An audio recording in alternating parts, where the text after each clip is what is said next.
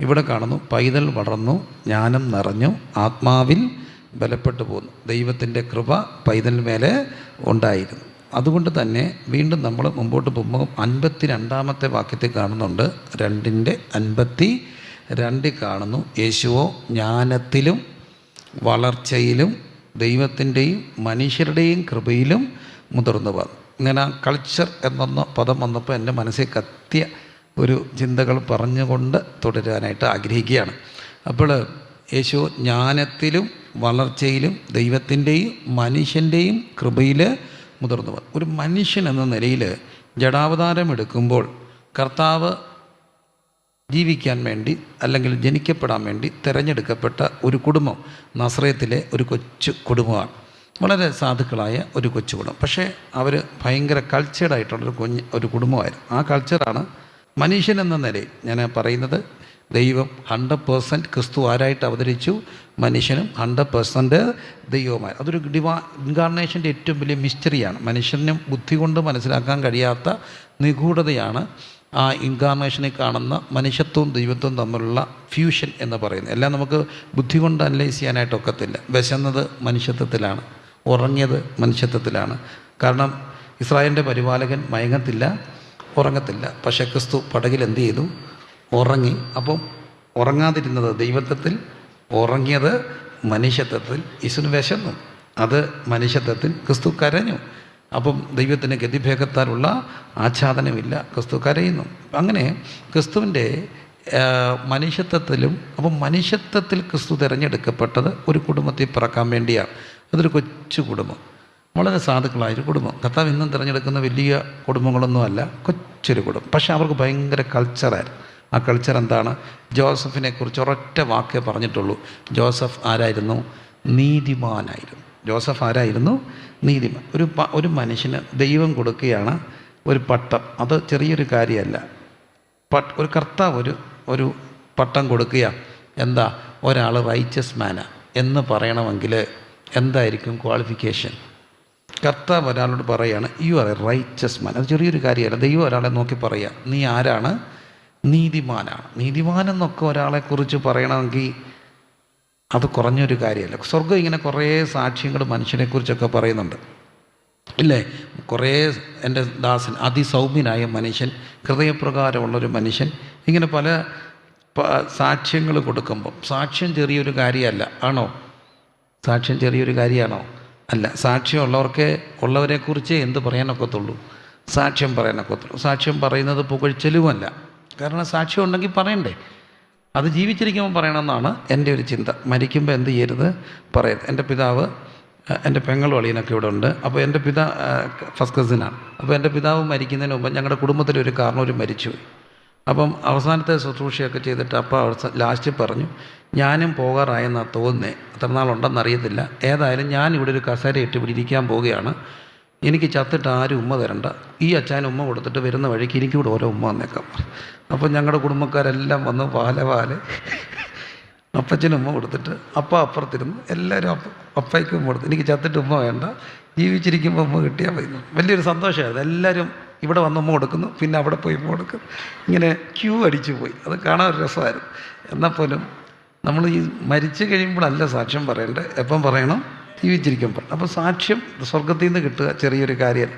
ഞങ്ങളുടെ ചർച്ചിൽ ഒരു അച്ചായൻ്റെ ഒരു പാസ്റ്റർ മരിച്ചുപോയി. അങ്കിൾ നല്ല കുക്കായിരുന്നു. അപ്പോൾ അങ്കിള് നല്ലപോലെ കുക്ക് ചെയ്യും. എന്ന് പറഞ്ഞാൽ കുക്കിംഗ് ഒരു കലയാണ്, ഒരു ചൈതന്യമാണ്, ഒരു കൃപയൂടാണ്, നല്ല കൈപുണ്യമാണ്, നല്ല ഫുഡ് വെക്കും. അതുകൊണ്ട് തന്നെ പലരുടെയും കല്യാണത്തിനും മാസികത്തിനൊക്കെ ഇദ്ദേഹത്തിൻ്റെ ഒരു കയ്യൊപ്പ് അതിനകത്തുണ്ട്. അദ്ദേഹം മരിച്ചു കഴിഞ്ഞപ്പോൾ ചർച്ചയ്ക്ക് കൊണ്ട് വെച്ചു. ആകസ്മികമായിരുന്നു, എന്നാലും ഭയങ്കര ആൾക്കൂട്ടം. 2 മണിക്ക് എടുക്കുമെന്ന് പറഞ്ഞ ബോഡി 3 മണിയായിട്ടും 4 മണിയായിട്ടും എടുക്കാൻ ഒക്കുന്നില്ല. നമ്മൾ നിയന്ത്രിക്കാഞ്ഞിട്ടല്ല, അതുപോലെ ദൂരെ നിന്നൊക്കെ ആൾക്കാർ വരികയാണ്. എല്ലാവരും വന്ന് പറയുന്നത് അദ്ദേഹത്തിൻ്റെ ഭക്ഷണ കാര്യങ്ങളും അദ്ദേഹം വെച്ച് കൊടുത്തതും ഒക്കെ ഒത്തിരി കാര്യങ്ങളാണ് പറയുക. ഇതിനിടയ്ക്ക് ഞാൻ അവിടെ ഇങ്ങനെ മാറിയിരിക്കുകയാണ്. ചില സമയത്ത് ഇടപെടരുത്. മാറി നിൽക്കുമ്പോൾ ഒരച്ഛൻ എൻ്റെ അടുക്ക് വന്നിട്ട് പറഞ്ഞു, ഇത് കുറേ നേരമായി, 2 മണിക്ക് എടുക്കുമെന്ന് പറഞ്ഞല്ലേ, 4 മണിയായി, ഇതെന്തൊരു ഇടപാടാണ്, ഇപ്പോൾ എടുക്കണം, ഇല്ലെങ്കിൽ ഞാൻ കാണിക്കാം. പുള്ളി അങ്ങ് ഭയങ്കര ബഹളം വെച്ചു. ഞാൻ പറഞ്ഞു, അച്ഛൻ ഞാനിപ്പോൾ എന്ത് ചെയ്യാനാണ്? അവരിപ്പോൾ നിയന്ത്രിക്കുക, അവിടെ അധ്യക്ഷനുണ്ട്, അവർ ചെയ്യും. നമുക്കിത് പുള്ളി ഇങ്ങനെ പുള്ളിയെക്കുറ്റി പറയുന്നതിന് നമ്മളിപ്പോൾ എന്ത് ചെയ്യാനൊക്കും? അതെല്ലാവരും ചോറ് വെച്ച് കൊടുത്ത കാര്യമാണ് പറയുന്നത്. അതിപ്പോൾ ഇത്ര പറയാനുണ്ടോ? ഞാൻ പറഞ്ഞു ചോറ് വെച്ച് കൊടുത്ത കാര്യമല്ലേ പറയട്ടെ. പുള്ളി പിന്നെ എന്നോട് ചൂടായപ്പം ഞാൻ പറഞ്ഞു, ഇച്ചിരി സങ്കടം കൊണ്ട് പറഞ്ഞേ പോയെ, അച്ഛാ അഹങ്കാരം പറയല്ലേ, മനയത്തോടെ പറയാം. എത്ര വയസ്സായി പുള്ളിക്ക്? 65, 60, 70. പ്രായമനുസരിച്ചാണ് വിളി വരുന്നെങ്കിൽ, നമുക്കറിയത്തില്ല കേട്ടോ, പ്രായമനുസരിച്ചാണ് വിളി വരുന്നെങ്കിൽ അച്ഛനായിരിക്കും ആദ്യം മരിക്കുക. പ്രായമനുസരിച്ചാണെങ്കിൽ സെൻട്രൽ പാർഷ നിരയിൽ ഞാനായിരിക്കും അടക്കുന്നത്. 99% ഒറ്റക്കാരി ഉറപ്പ് വന്നേക്കാം. 1 മണിക്കൂർ കൊണ്ട് അടക്കം നടക്കാം. കാരണം എനിക്ക് അച്ഛനെ പറ്റി പറയാനൊന്നുമില്ല. അപ്പോൾ അടുത്തിരുന്നവരെല്ലാം പറഞ്ഞ് സത്യമാണ്, ഒന്നും പറയാനില്ല. അപ്പോൾ എന്തെങ്കിലുമൊക്കെ പറയാനൊക്കെ വെക്കുക എന്ന് പറയുന്നത് ചെറിയൊരു കാര്യമല്ല, ആണോ? അല്ല. അപ്പം ജോസഫിനെ കുറിച്ച് ഒരു സാക്ഷ്യം പറഞ്ഞു. ഈ മനുഷ്യൻ ആരാണ്? നീതിമാൻ. എന്താണ് ആ പട്ടം കൊടുക്കാൻ കാര്യം, അല്ലെങ്കിൽ ആ ഒരു സർട്ടിഫിക്കറ്റ് കൊടുക്കാൻ കാര്യം? ഭാര്യയ്ക്ക് ഗർഭിണിയായി. എങ്ങനെയാ? വിവാഹ നിശ്ചയം കഴിഞ്ഞത്, വിവാഹത്തിന് മുമ്പ്. അതും ചെണ്ട കൊട്ടി ഘോഷിക്കണം, നാട്ടുകാരെ വിളിച്ചു കൂട്ടണം. ഇവൾ ഗർഭിണിയാണ്, കല്യാണം കഴിക്കാൻ പാടില്ല. അങ്ങനെയാണെങ്കിൽ ഒറ്റ കാര്യം നടക്കും, എറിഞ്ഞു കൊല്ലും. പുറത്ത് കൊണ്ടുപോയി കല്ലെറിഞ്ഞ് കൊല്ലണം. ജോസഫ് മനസ്സിലായി, അങ്ങനൊരു കാര്യം എൻ്റെ ഭാര്യയ്ക്ക് സംഭവിക്കരുത്, ഈ പെൺകുട്ടിക്ക്. അതുകൊണ്ട് അവളെ ഗൂഢമായിട്ട് ഉപേക്ഷിക്കാൻ തീരുമാനിച്ചു.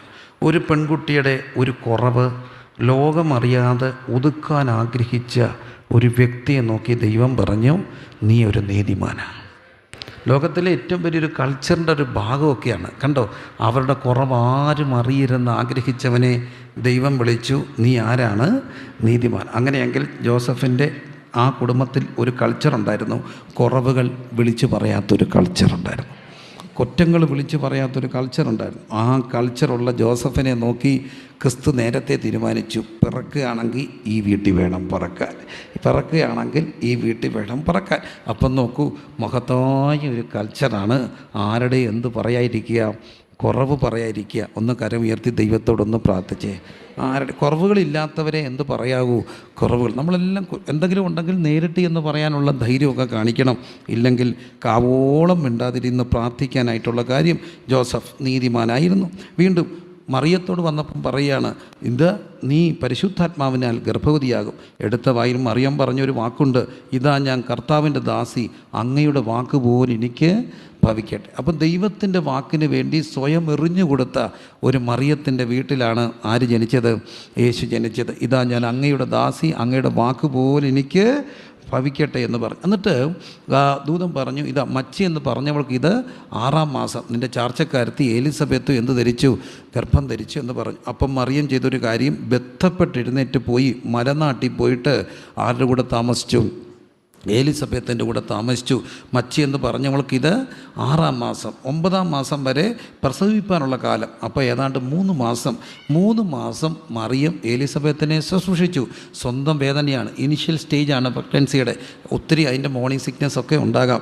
എന്നിട്ടും ഈ പെൺകുട്ടി കഷ്ടപ്പെട്ട് മലനാട്ടി വരെ പോയിട്ട് അപരനെ ശുശ്രൂഷിച്ചു. അവൾക്ക് വേണ്ടി ജീവിതത്തിൻ്റെ 3 മാസം മറ്റൊരാളെ ശുശ്രൂഷിപ്പാൻ ഉഴിഞ്ഞു വെച്ച ഒരമ്മയുടെ, ഒരു ഗർഭിണി പെൺകുട്ടിയുടെ വയറ്റിൽ പിറക്കാൻ കർത്താവ് ഇഷ്ടപ്പെടുക. അപ്പം രണ്ടാമത്തെ അവിടുത്തെ ഒരു പ്രത്യേകത, അപരന് വേണ്ടി സ്വന്തം സമയവും സ്വന്തം ജീവിതവും 3 മാസം എന്നൊക്കെ പറഞ്ഞ ചെറിയൊരു കാലമല്ല. കാരണം ലൈഫ് ഇത്രയൊക്കെ ഉള്ളൂ. അതിനകത്ത് 3 മാസം മറ്റൊരാൾക്ക് വേണ്ടി ജീവിതം മാറ്റിവെച്ച ഒരമ്മയുടെ മകനായിട്ടാണ് ക്രിസ്തു ഈ ഭൂമിയിൽ അവതരിച്ചത്.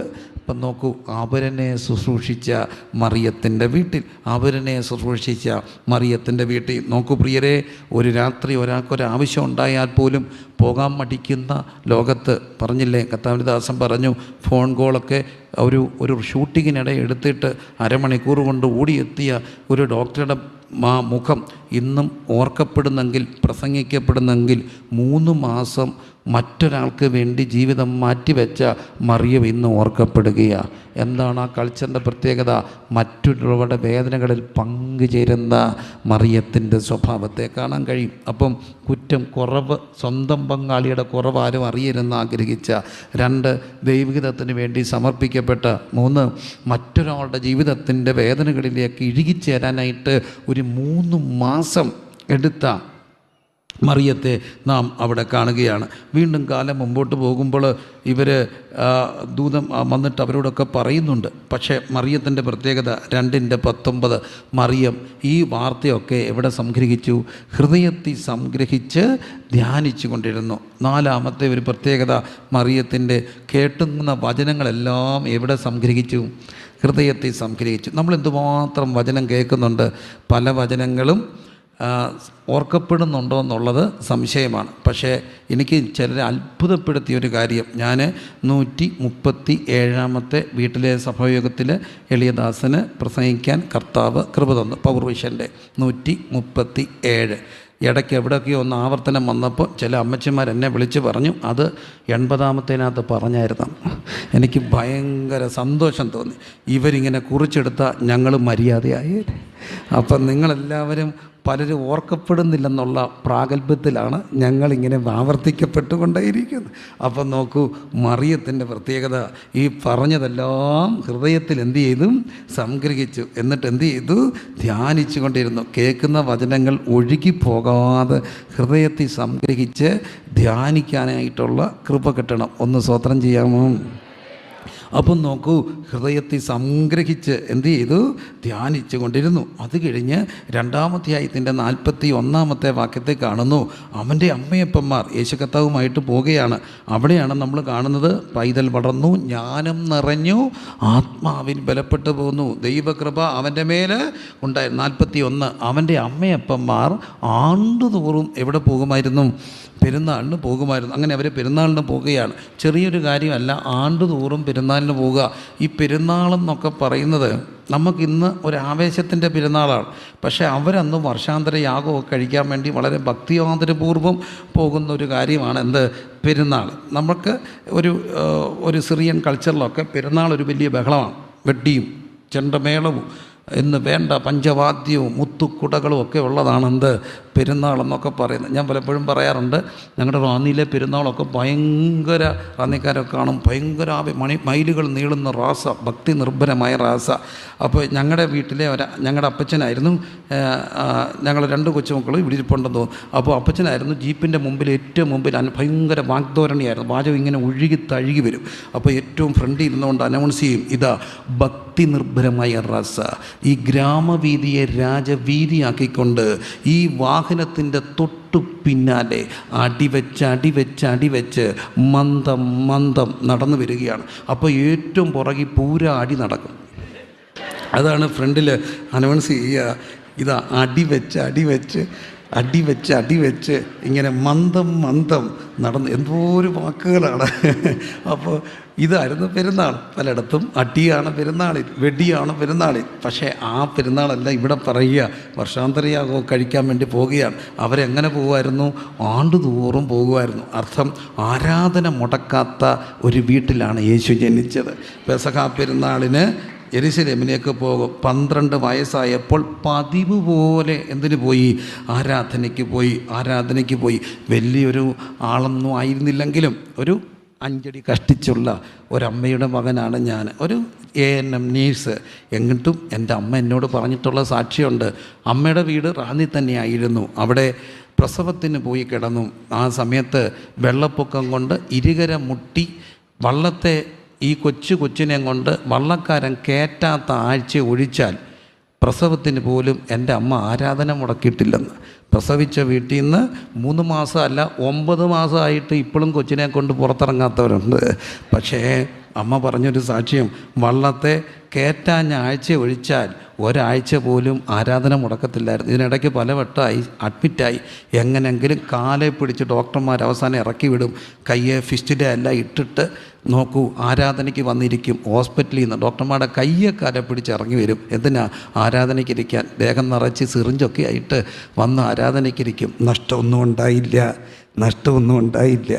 ആരാധന മുടക്കാതിരുന്നാൽ വലിയ അനുഗ്രഹങ്ങളുണ്ട്. കരമുയർത്തി എല്ലാവരും ദൈവത്തെ സ്തുതിച്ചേ. ഇരുകരങ്ങൾ ഉയർത്തി ഇത്രയും അവസരങ്ങളൊക്കെ ഇപ്പം ലഭിക്കുന്നതോർത്ത് സ്തോത്രം ചെയ്താട്ട് ഹല്ലേലൂയ. അനുഗ്രഹീതനായ ഒരു ദൈവദാസൻ്റെ അമ്മയെ എനിക്ക് ഓർമ്മയുണ്ട്. അക്രൈസ്തവ പശ്ചാത്തലത്തിൽ നിന്ന് അമ്മയ്ക്ക് വളരെ പ്രായത്തിൽ ഞാനാണ് സ്നാനം കൊടുക്കാൻ ദൈവം ഇടയാക്കിയത്. ആ അമ്മയ്ക്ക് വയ്യ, തീരെ വയ്യ. അക്രൈസ്തവ പശ്ചാത്തലത്തിൽ നിന്ന് വന്ന ഒരു അമ്മയാണ്. അപ്പം ഞങ്ങളുടെ നാട്ടിലെ ഒരമ്മയാണ് ഈ അമ്മച്ചി എൻ്റെ അമ്മയോട് പറയായിരുന്നു എനിക്ക് ഉപവാസ പ്രാർത്ഥനയ്ക്ക് വരണം. അപ്പോൾ അമ്മച്ചിക്ക് വയ്യ. അമ്മച്ചി എങ്ങനെങ്കിലും കൊണ്ടുവരണം. ഒടുവിൽ ഞങ്ങൾ ആ അമ്മച്ചിയെ യോഗത്തിന് കൊണ്ടുവരും. യോഗത്തിന് ഇരിക്കാൻ വയ്യ. അമ്മച്ചിക്ക് വേണ്ടി പുറകിലൊരു കട്ടിലിടും. ആ കട്ടിലേ കിടന്നുകൊണ്ട് അമ്മച്ചി കൈയടിക്കും. അമ്മച്ചിക്ക് കൂടെ വാഷ്റൂമിൽ പോകണം. അതിന് ഞങ്ങളൊരു മറ വെച്ച് കൊടുത്തു, ഒരു കോളാമ്പിയും വെച്ച് കൊടുത്തു ഹോളിനകത്ത്. എന്നാൽ പോലും അമ്മച്ചി യോഗത്തിന് വന്ന് ഈ കട്ടിലേ കിടന്നുകൊണ്ട് കൈയടിക്കുമായിരുന്നു. അവരുടെയൊക്കെ മക്കളെയൊക്കെ തമ്പുരാനൊക്കെ ഉപയോഗിക്കുന്നുണ്ട്. ഒരു കാര്യം ഓർക്കുക, ആരാധന മുടക്കാതിരുന്നാൽ ആ കൾച്ചറുണ്ടോ തമ്പുരാൻ്റെ കൃപ നമ്മുടെ മേലുണ്ടാകും. ഇരുകരങ്ങളും ശിരസിൻ്റെ മുകളിൽ ഉയർത്തി ചേർത്ത് അല്പനേരം അടിച്ച് സ്തുതിച്ച് ആരാധന മുടക്കാതിരിക്കുക. എല്ലാവരും സ്തുതിച്ച് ആരാധിച്ച് അടകന രഗജക രപനക രംധന ഹത്തന റിഖന ഭക്ഷണ വൈഡക രംധന ദീഗന ഹംദ കടകം ശകനം ദിഗനം. ഹല്ലേലൂയ, ഹല്ലേലൂയ, ഹല്ലേലൂയ, ഹല്ലേലൂയ. ആരാധന മുടക്കരുത്. ആരാധനയ്ക്ക് നേരത്തെ വരണം. കത്തദാസൻ പറഞ്ഞതുപോലെ 9:30 വരാൻ ഒക്കുന്നവർ 9:30 തന്നെ വരിക. ചെറിയൊരു മത്സര ബുദ്ധി. എന്തിനാണ് ഏറ്റവും നേരത്തെ വരാൻ? എന്തിന്? ആരാധനയിൽ പങ്കുചേരാൻ വേണ്ടി. ആരാധന ചെറിയൊരു കാര്യമല്ല. ഒരു വീട്ടിലിങ്ങനെ കുറച്ച് ദിവസം താമസിച്ചു. ഈ കൊച്ചായുസിൽ എത്രയോ വീടുകളിൽ താമസിച്ചു. എന്തെല്ലാം ഓർമ്മകൾ. എന്നിട്ടും ആ മക്കൾ നല്ല പുണ്യമുള്ള മക്കൾ. ഈ പറഞ്ഞ പോലെ എന്തൊരു വിനയം, എന്തൊരു ഭാഗ്യം. മെഡിക്കൽ ഡോക്ടേഴ്സൊക്കെയാണ്. അപ്പോൾ ഇറങ്ങാൻ നേരത്ത് ഞാൻ അമ്മയോട് പറഞ്ഞു, ഭാഗ്യപ്പെട്ട ഒരമ്മയാണ് നിങ്ങൾ. എന്നാലും ഇത്രയും നല്ലൊരു മക്കൾ, ഇത്രയൊക്കെ വിദ്യാഭ്യാസപരമായിട്ടൊക്കെ ഉയർന്നിട്ടുള്ളൂ. എന്തൊരു ബഹുമാനമാണ്. ദൈവം നിങ്ങളെ അനുഗ്രഹിക്കും. നിങ്ങൾ പുണ്യമുള്ളോളാ. പക്ഷേ അമ്മ ഇറങ്ങിയപ്പോൾ കണ്ണ് നിറഞ്ഞിട്ട് പറഞ്ഞു, ഇതിനൊന്നും യോഗ്യതയില്ല. പിന്നെ എന്തെങ്കിലും ഒരു ക്വാളിഫിക്കേഷൻ ഉണ്ടെങ്കിൽ ഒറ്റ കാര്യം, ഒത്തിരി സ്ഥലത്ത് താമസിച്ചു, വിദേശത്തും പലയിടത്തായിട്ടൊക്കെ. എവിടെ താമസിച്ചാലും രക്ഷിക്കപ്പെട്ട അന്ന് മുതൽ ഒരു കാര്യം തീരുമാനിച്ചിട്ടുണ്ട്. ആരാധനയ്ക്ക് ചെല്ലുവാണെങ്കിൽ ആദ്യം ചെന്നിരിക്കും. പോരുവാണെങ്കിൽ ഏറ്റവും ഒടുവിൽ അവിടുത്തെ പായെല്ലാം പറക്കി വെച്ച് കസേരയെല്ലാം പിള്ളേരെ കൊണ്ട് അടുക്കിച്ചിട്ടേ ഞങ്ങൾ പോരത്തുള്ളൂ. ഏത് യോഗത്തിന് പോയാലും ഏത് സഭയിൽ പങ്കുചേർന്നാലും ആദ്യം ചെല്ലുന്നതും ഞങ്ങളായിരിക്കും, അവസാനം പോകുന്നതും ഞങ്ങളായിരിക്കും. അതായിരിക്കാം ദൈവം ഒരു ക്വാളിറ്റി ആയിട്ട് കണ്ടത്. അതൊരു സത്യ. ആരാധനയിൽ കാണിക്കുന്ന ആ തീഷ്ണതയെ മാനിക്കുന്ന ഒരു ദൈവമുണ്ട്. ആരാധനയ്ക്ക് കാണിക്കുന്ന തീഷ്ണതയെ ഓർക്കുന്ന ദൈവം. ഇവിടെ അവർ പതിവ് പോലെ എന്തിനു പോയി? ആരാധനയ്ക്ക് പോയി. പതിവ് പോലെ ആരാധനയ്ക്ക് പോയി, മുടക്കാതെ പോയി. പെരുന്നാൾ കഴിഞ്ഞു തിരിച്ചു വരികയാണ്. തിരിച്ചു വരുമ്പോൾ പൈതൽ കൂട്ടത്തിലുണ്ടോ ഇല്ലയോ എന്ന് അമ്മയപ്പന്മാർ എന്ത് ചെയ്തില്ല, അറിഞ്ഞില്ല. നമുക്കത് 12 വയസ്സേ ഉള്ളൂ. അത്ര ചെറിയൊരു കാര്യമല്ല. കുഞ്ഞിനെ തപ്പത്തില്ലേ? 12 വയസ്സ് പോയിട്ട് ഒരു 18 വയസ്സായാൽ പോലും നമുക്ക് കണ്ടില്ലെങ്കിൽ ഒരു അങ്കലാപ്പും ആദിയും വ്യാധിയും എല്ലാം ഉണ്ടാകത്തില്ലേ? അപ്പോൾ അമ്മമാരൊക്കെ പറയും, ഒരു കൊട്ട തീ വയറ്റിലോട്ട് വീണു. പിന്നെ ലോകത്തുള്ളവരെ എല്ലാം വിളിച്ച് ചോദിക്കും. ഇതുങ്ങളൊക്കെയാണെങ്കിൽ പലരും ഫോൺ എടുക്കത്തുമില്ല. കാരണം അങ്ങനെ വരും. അവർക്ക് ഈ വ്യാധി അറിയത്തില്ലല്ലോ. അപ്പം സ്വാഭാവികമായിട്ടും അമ്മയ്ക്ക് എന്തൊരു ആദിയായിരിക്കും. പക്ഷേ ഈ അമ്മയുടെ പ്രത്യേകത, സന്ധ്യ വരെ കുഞ്ഞുണ്ടോയെന്ന് എന്ത് ചെയ്തില്ല, തിരക്കിയില്ല. എന്താ കാര്യം എന്നറിയാമോ? സഹയാത്രക്കാരുടെ കൂട്ടത്തിൽ ഉണ്ടാകുമെന്ന് വിചാരിച്ചു. 44 അർത്ഥം നല്ല അയൽബന്ധം. അന്ന് ഈ തീർത്ഥാടകരൊക്കെ പോകുന്ന ഒറ്റയ്ക്കല്ല. ഇന്നും റാന്നി ഒരു തീർത്ഥാടന കേന്ദ്രമാണ്.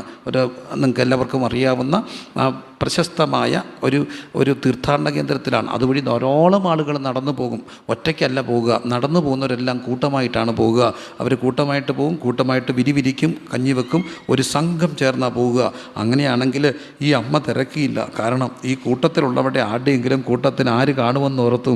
കുഞ്ഞ് കാണുമെന്നോർത്തു. അർത്ഥം അയൽക്കാരുമായിട്ട് നല്ല ബന്ധമുള്ള ഒരമ്മയായിരുന്നു ഇവർ. ബന്ധങ്ങൾ വലിയൊരു കാര്യമാണ്. അയൽബന്ധങ്ങളൊക്കെ നല്ലതുപോലെ വേണം.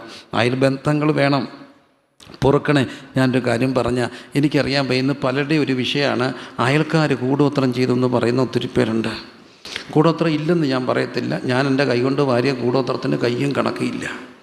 പക്ഷേ കൂടോത്രമൊക്കെ ഉണ്ട്. പക്ഷേ എല്ലാ അയൽക്കാരും കൂടോത്രം ചെയ്യുന്നത് ഞാൻ വിശ്വസിക്കുന്നില്ല. എന്താ കാര്യം ചോദിച്ചാൽ, ലോക്കൽ കൂടോത്രക്കാരന് ഇപ്പോൾ ഒരു 10-15,000 രൂപ കൊടുത്താലേ കൂടോത്രം ചെയ്യത്തുള്ളൂ. ഫ്രീ ആയിട്ട് കൂടോത്രം ചെയ്തു തരുന്ന ആരെങ്കിലും ഉണ്ടോ? ഒരു കൂടോത്രക്കാരന് കൂടോത്രം ചെയ്യണമെങ്കിൽ എന്തോ കൊടുക്കണം? പൈസ കൊടുക്കണം. അത്രയും പൈസ നിങ്ങൾക്ക് വേണ്ടി അവർ മുടക്കൂ? അത്രയും പൈസ മുടക്കും. അത്രയും പൈസ ഉണ്ടായിരുന്നെങ്കിൽ എത്ര കിലോ ഇറച്ചി അവിടെ പിള്ളേർക്ക് മേടിച്ചു കൊടുക്കും.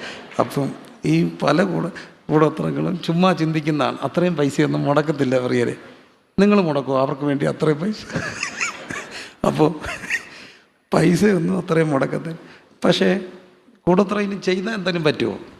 പറ്റത്തില്ലെന്ന് വിശ്വസിക്കുന്നവർ സ്തോത്രം ചെയ്ത്. എന്തെല്ലാം ഈ ആഭിചാര കർമ്മങ്ങളുടെ ഒക്കെ അപ്പുറത്തൂടെയൊക്കെയാണ് നമ്മൾ എപ്പോഴും ഓർത്തണം. നമ്മളിതിൻ്റെയൊക്കെ മീതെ ഇങ്ങനെ സ്തോത്രം ചെയ്ത് നടക്കേണ്ടവരാണ്. അപ്പം ഇവർക്കിതൊന്നും പേടിയില്ല. നമുക്ക് നല്ല എന്തുണ്ടായിരുന്നു? അയൽബന്ധം ഉണ്ടായിരുന്നു. അതുകൊണ്ടാണ് ഒരു ദിവസം പോന്നിട്ടും ആരില്ലെന്നോർത്ത്, കുഞ്ഞില്ലെന്നോർത്ത് തിരിച്ചു പോയി പ്രിയരെ, തിരിച്ചു പോയി. എത്ര ദിവസം ടെൻഷൻ അടിച്ചാണ് തിരിച്ചു പോവുക. ഒരു കുഞ്ഞിനെ 2 ദിവസം കാണാനിങ്ങനെ നടന്നു. ടെൻഷൻ അടിക്കുമോ പറ? അല്ല, അമ്മമാരെ ഒന്ന് കൈപൊക്കിക്ക്. അമ്മമാർ കൊച്ചിനെ കണ്ടില്ല ടെൻഷൻ അടിക്കുമോ? കൊച്ചിനെ പോട്ട് കൊച്ചുമോളെ കണ്ടില്ല ടെൻഷൻ അടിക്കുമോ? എന്തോ ഒരു ടെൻഷൻ ആയിരിക്കും. ടെൻഷൻ അടിച്ച് തിരിച്ചു പോയപ്പം താണ്ട് 3-ാം ദിവസം ചെന്നപ്പം അടുത്ത ഒരു വലിയ കാര്യം കണ്ടു. 12 വയസ്സുള്ള കുഞ്ഞ് എവിടെ ഇരിക്കുകയാണ്? ഉപദേഷ്ടാക്കന്മാരുടെ നടുവിൽ ഇരിക്കുക. എല്ലാവരും വിസ്മയിക്കുക. അതാണ് അടുത്തൊരു പ്രത്യേകത. ഈ വീട്ടിൽ വളർന്ന കുഞ്ഞ് 12 വയസ്സിൽ എവിടെ ഇരിക്കുകയാണ്? ഉപദേഷ്ടാക്കന്മാരുടെ നടുവിൽ ഇരിക്കുക. നമ്മുടെ എല്ലാം 12-കാരെവിടാന്ന് ഓർത്തോണേ. നമ്മുടെ എല്ലാം 12-കാരെവിടെ ആയിരിക്കും? അവരേതെങ്കിലും വീഡിയോ ഗെയിമിലായിരിക്കും, അവരേതെങ്കിലും ഇൻസ്റ്റാഗ്രാം ചാറ്റിലായിരിക്കും, എന്തെങ്കിലും എവിടെ ആയിരിക്കും. അവർക്കെല്ലാം അറിയാം. നമുക്ക് ഇതൊന്നും അറിയാൻ വയ്യാത്ത അവർക്കെല്ലാം അറിയാം. പക്ഷേ ഈ 12-കാരൻ എവിടെ ഇരിക്കുകയാണ്? ഉപദേഷ്ടാക്കന്മാരുടെ നടുവിയിരിക്കുക. അപ്പോൾ ഈ അമ്മ അവിടെ ചെന്നിട്ടൊരു കാര്യം വിളിച്ചു. മോനെ, ഞങ്ങളോട് ഇങ്ങനെ ചെയ്തത് എന്താ? ഈ 3 ദിവസം ടെൻഷൻ അടിച്ച് വിളിച്ചിട്ട് അമ്മ മോനെ വിളിച്ച എന്താ? മോനെ എന്നാണ് വിളിച്ചത്. നമ്മളാണ് എന്ത് വിളിക്കും? 3 ദിവസം ടെൻഷൻ അടിച്ച് എന്നാൽ എന്തോ വിളിക്കും? പറയരുത്, ഉപവാസ പ്രാർത്ഥനയാണ്. എന്നാലും എല്ലാവരുടെയും നാക്കിൻ്റെ അറ്റത്തൊരു വാക്ക് കാണും, അതൊക്കെ വിളിക്കും. പക്ഷേ ഈ അമ്മ 3 ദിവസം കഴിഞ്ഞ് എന്നിട്ടും വിളിച്ച് എന്താ?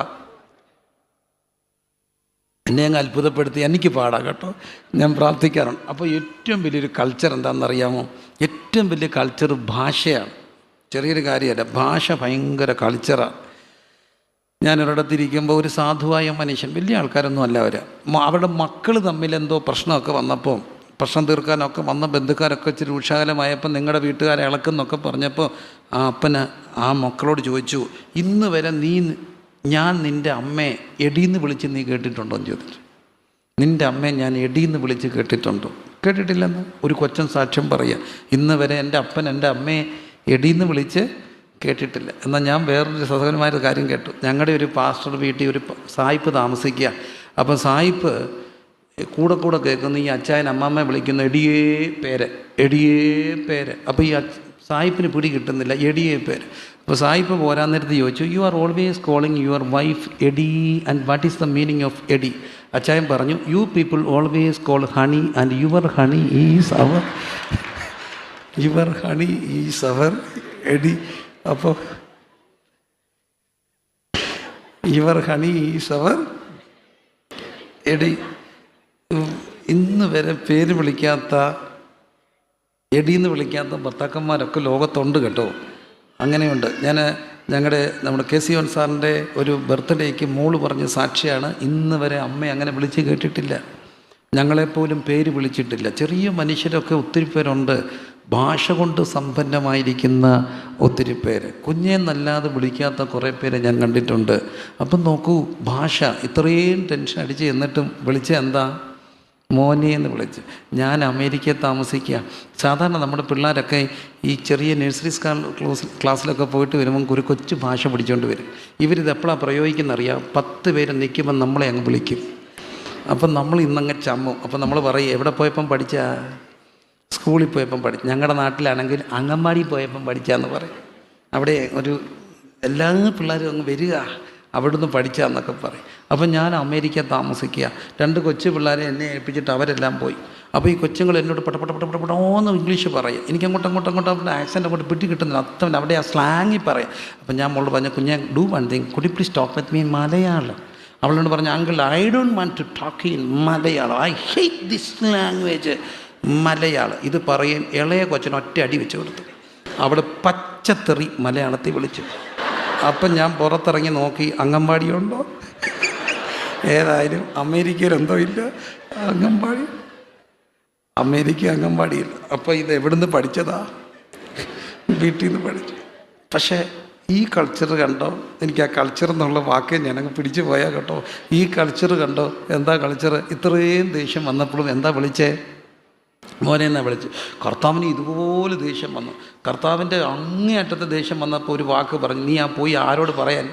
കുറുക്കനോട് പറയും. അതുകൂടെ പിന്നെ തെബരിയാസിൻ്റെ കടക്കരെ കടൽ തീരത്ത് കാണുന്നുണ്ട്, എല്ലാം പിന്മാറ്റത്തിൽ പോയിട്ട് രാത്രി മുഴുവൻ നശിപ്പിച്ച് തിരിച്ച് വന്ന് കുറേ പിള്ളേർ ശിഷ്യന്മാരാ. യേശു എന്താ വിളിച്ചേ? കുഞ്ഞെ, കൂട്ടാൻ വല്ലതുമുണ്ടോ? ഞാൻ കർത്താവോട് ചോദിച്ചു, ഇത്രയും കാണിച്ചിട്ട് ഇവരെ എന്താ കുഞ്ഞെന്ന് വിളിച്ചേ? അപ്പം കർത്താവ് പറയും, 12ാമത്തെ വയസ്സിൽ എൻ്റെ അമ്മ എന്നെ എന്താ വിളിച്ചു? മോനെ എന്ന് വിളിച്ചു.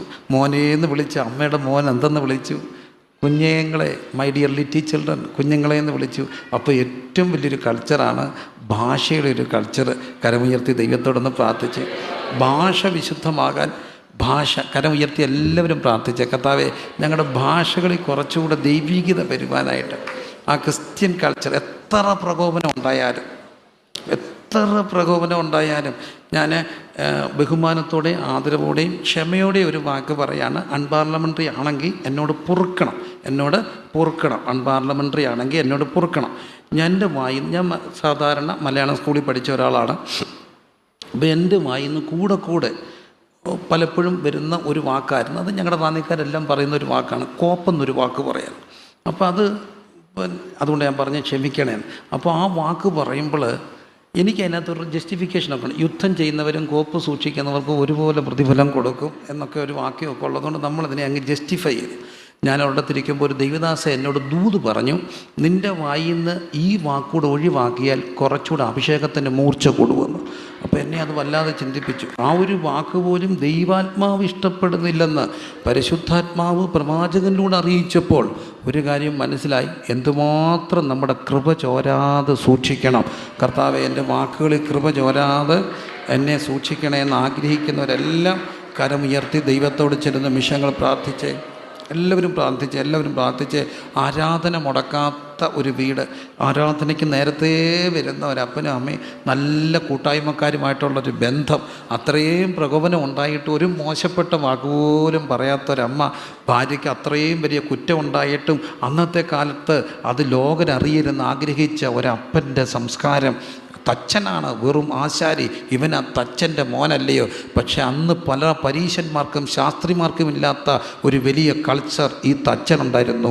സ്വന്തം ഭാര്യയുടെ കുറവ് ആരും അറിയരുന്ന് ആഗ്രഹിച്ച ഒരു കൾച്ചർ, സ്വന്തം സഭയുടെ കുറവ്, സ്വന്തം ഭർത്താവിൻ്റെ കുറവ്, സ്വന്തം പാസ്റ്ററുടെ കുറവ് ആരോടും അറിയരുതെന്ന് ആഗ്രഹിച്ച ഒരു സംസ്കാരത്തിൻ്റെ ഭാഗം.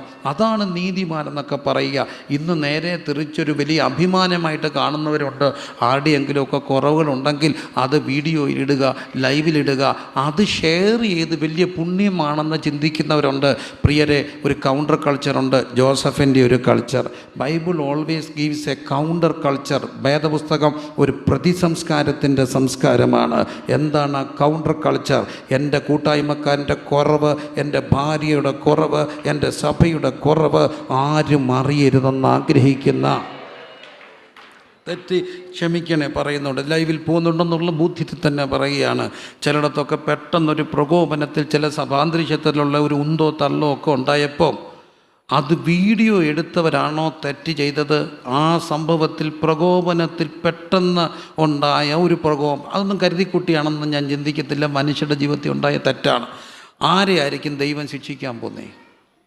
അത് വീഡിയോ എടുത്ത് പുറത്തിട്ടവരെയാണ്.